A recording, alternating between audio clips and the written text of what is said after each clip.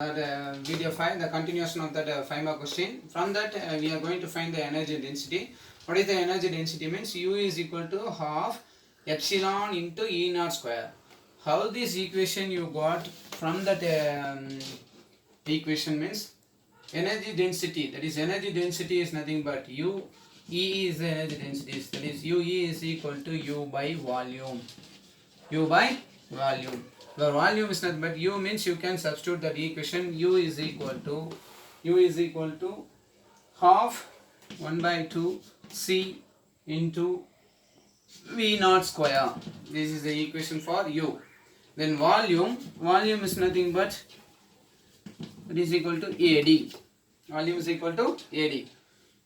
So if you are going to substitute these two equations, from this equation you can get the equation as energy density U is equal to half epsilon into E naught square. So how you are going to get means, say, you can substitute first the U value as U is equal to that is UE is equal to U by volume.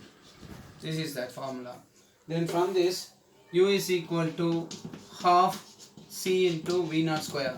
What is the C value? Means epsilon naught A by D. Right? Then V naught the given. Already you know V is equal to, that is V is equal to ED. V naught means E naught into D. So you are substituting this equation. Then you will get the answer for the energy density U. That is U is equal to half. C value means, what is C value? C value is epsilon naught into epsilon naught A by D. This is C value. That then into V naught square the given, into V naught square. Into V naught square means E naught square into D square divided by whole divided by what is the volume? That is volume means AD. Volume is nothing but AD equal to AD. A into D. So you can substitute this equation, D get cancelled because square here. This is also square. Then A get cancelled. 1D remains here. Then this D also gets cancelled. Right? Then epsilon into epsilon r. What is that epsilon into epsilon r mean? Epsilon.